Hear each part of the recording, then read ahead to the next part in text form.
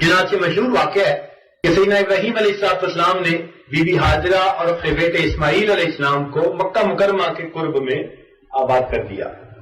رب انی نظر اسکنت من ذریتی بواد غیر ذی زرع عند بیتک المحرم. اب وہ خود بلاد شام میں رہتے تھے اور کبھی کبھی حال احوال معلوم کرنے کے لیے آیا کرتے تھے. اس دوران سیدہ ہاجرہ رضی اللہ تعالیٰ عنہ دنیا سے وفات پا گئی اور سیدنا اسماعیل علیہ السلام بھی بڑے جوان ہو گئے. انہوں نے شادی کر لی. ایک دن کہیں سفر پہ تھے کہ پیچھے ابراہیم علیہ السلام تشریف لائے.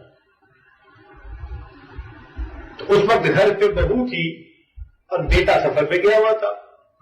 انہوں نے حال احوال خیر خیریت پوچھی.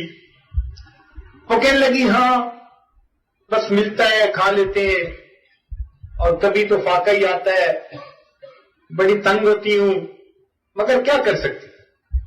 یعنی اس نے ایسی باتیں کی کہ جو بے صبری اور ناشکری والی تھی.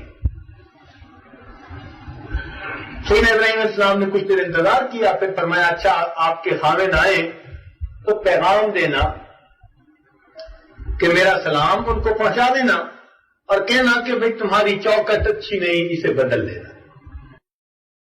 جب سیدنا اسماعیل علیہ السلام آئے اور بیوی نے پیغام دیا, انہوں نے کہا وہ تو میرے والد گرامی تھے. انہوں نے کچھ دنوں کے بعد اس کو بلا سمجھا کے اس کو طلاق دے دی کہ وہ مجھے یہ وصیت کر گئے تھے, نصیحت کر گئے تھے. پھر کچھ عرصہ کے بعد سیدنا اسماعیل علیہ السلام نے بنو جرع ایک قبیلہ تھا, اس میں ایک نکاح یعنی دوسری شادی کر دی. اس بیوی کے ساتھ رہنے لگے. اللہ تعالیٰ کی شان, کچھ عرصہ گزرا, پھر اسی طرح حالات بنے کہ آپ کہیں سفر پر تھے اور پیچھے سے سیدنا ابراہیم علیہ السلام تشریف لائے. انہوں نے حال احوال پوچھے تو اس بیوی نے کہا کہ اللہ رب العزت کا بڑا کرم ہے, اس نے مجھے اتنا نیک خاوند دیا جس کے دل میں خوف خدا ہے, تقوی ہے, اور وہ اتنے نیک ہیں اور میں ان کی محبتیں پاتی ہوں, میں بہت خوش ہوں ان کے ساتھ. باقی رزق تو اللہ تعالیٰ نے جو لکھا ہے وہ تو وہی مل رہا ہے. یعنی اس نے شکر ادا کیا اور سیدنا اسماعیل علیہ السلام کے نیکی تقوی اس کے اوپر اس کی نظر تھی.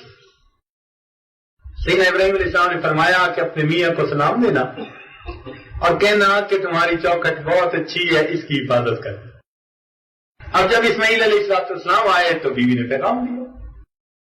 انہوں نے فرمایا اللہ کی بندی وہ میرے والد گرامی تھے اور میرے والد گرامی نے مجھے یہ وصیت کی ہے, نصیحت کی ہے کہ تمہاری بیوی اچھی ہے, تم اس بیوی کی قدر کرنا, تم اس بیوی کی قدر کرنا. چنانچہ انہوں نے بقیہ زندگی اس بیوی کے ساتھ گزاری. اب اس واقعے کے بعد علماء نے نکتہ لکھا کہ انبیاء کرام جو کام کرتے ہیں وہ اپنی مرضی سے نہیں کرتے, اللہ تعالیٰ کی طرف سے اشارے سے کرتے ہیں. ایسا کیوں ہوا کہ پہلی کو طلاق دلوا دی اور دوسری بیوی ان کی ہو گئی؟ تو انہوں نے اس کی تفصیل میں لکھا کہ اصل میں پہلی بیوی ناشکری تھی اور سیدنا اسماعیل علیہ السلام سے نبی علیہ السلام کا جو نور نبوت تھا وہ آگے منتقل ہونا تھا. اللہ تعالیٰ نے اس چیز کو ناپسند کیا کہ میرے محبوب کے اجداد میں ناشکری عورت کا بھی نام نہ ہے. ناشکری کو طلاق دلوا دی, شکر ادا کرنے والی کو نبی علیہ السلام کی نانی دادی بنا دی. تو اس سے پتہ چلا کہ شکر ادا کرنا اللہ رب العزت کو کتنا پسند ہے.